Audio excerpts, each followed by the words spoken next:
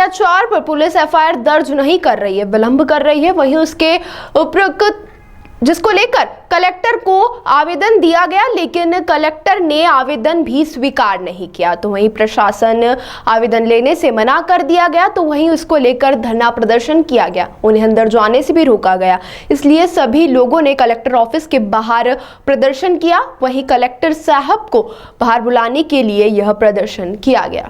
अन्यायની ફરિયાદો જે કરવા જાય છે એ ફરિયાદોને ફરિયાદને એફઆઈઆર ન લેતા ત્યાં ધમકાવવામાં આવે છે અને ધમકાવીને ફરિયાદ ન થાય એ માટે તેને કોશિશ કરવામાં આવે છે। વિલંબ આઈન કેન પ્રકારે એસપી ડીવાયએસપીને જાણ કર્યા પછી ત્રણ દિવસ પછી ફરિયાદ લેવાય છે। એવા ઘણા કિસ્સા થાય છે।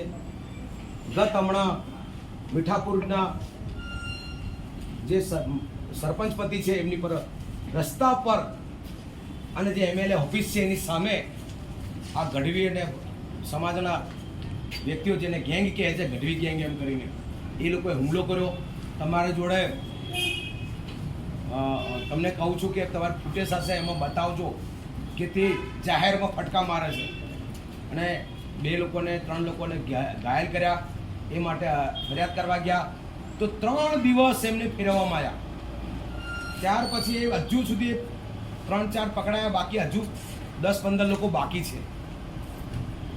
ટૂંક સમય 2 દિવસ પછી બોરિયા ગામના જે ભાઈ હતા એ ગાડી લઈને જતા હતા અને કેનને ટચ થઈ ગયો। જે બાઇકની અંદર બાઇકથી સાઈડમાં જે કેનો લટકાઈને ફરે છે એ કેન અડક્યું, એની અંદર જો બોલા મારામારી કરી એ લોકોએ કે કેન વે તો એમને કીધું કે જ્યાં ભાઈ આ સમાધાન દૂધના પૈસા કે જે થયું નુકસાન આપી દઈએ।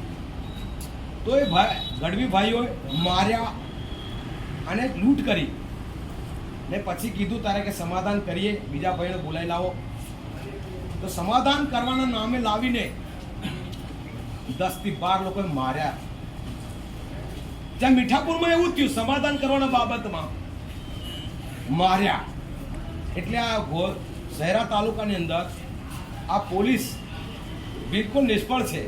જ્યારે હું પોતે ગયો ત્યારે ફરિયાદ લેવાય અને એવું કહેવામાં આવે છે જ્યારે એટ્રોસિટી એક્ટ પ્રમાણે ગુનાની અંદર ક્લિયર છે કે ફરિયાદી જાગૃત ના હોય તો જોડે એનજીઓ અથવા કે જાગૃત વ્યક્તિ રહી શકે છે।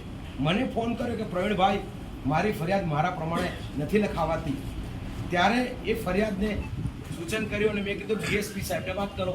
ડીએસપી સાહેબે એમને માર્ગદર્શન આપ્યું હશે પીઆઈને વાત કરવા, તો પીઆઈ સાહેબે ફોન કર્યો રાઇટરને કે ફરિયાદી ફરિયાદ લખાવા છે, એવી ફરિયાદ નહીં લખવાની। ત્યારે મેં કીધું તમે લખતા કેમ બંધ થઈ ગયા? તો પીઆઈ સાહેબે મને કીધું છે કે ફરિયાદી ફરિયાદ લખાવે છે એવી ફરિયાદ નહીં લખવાની।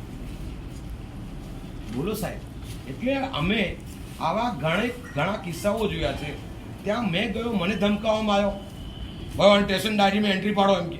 તો સ્ટેશન ડાયરીમાં એન્ટ્રી પાડી શું કરશો? તમે ધમકાવો છો। સેક્શન 4 લાગુ પડવું જોઈએ એ પીઆઈ સાહેબ પર।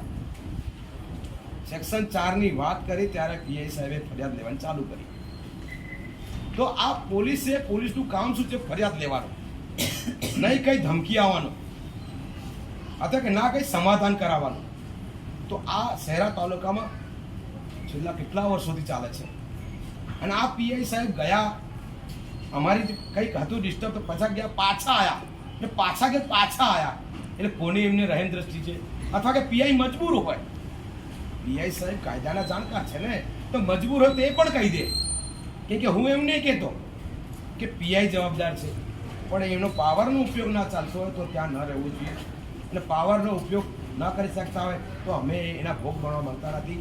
એટલે આ પીઆઈ સાહેબનું તાત્કાલિક બદલી થાય અહીંથી અને શહેરા તાલુકાની અંદર જેટલા પણ શહેરા પોલીસ સ્ટેશનની અંદર જેટલા ભરવાડ અને ચારણ ભાઈઓ જે નોકરી કરે છે અને મને આમ ભાઈઓ ચડન દેખાડતા હતા એ બધા લોકો બદલી થઈ ગયા ત્યાંથી। અને શહેરામાં અમે પુનઃવસતા લોકો રહીએ છીએ, કડાણાના અસરગ્રસ્ત રહીએ છીએ। એ કડાણાના અસરગ્રસ્તો અને મીઠાપુરના બધાના અસરગ્રસ્તોને જો ન્યાય ન મળે તો ટૂંક સમયમાં અમે શહેરા ગામ, શહેરા તાલુકો છોડીને માદે વતન અમારા ડેમ ગાળા કરી આપો, ડેમમાંથી પાણી ખાલી કરી આપો, અમે જતા રહીશું। શું અમારા દીકરાઓ રબારી અને ભરવાડ અને ચારણનો માર ખાવા માટે અમે અહીં પેદા કર્યા છીએ.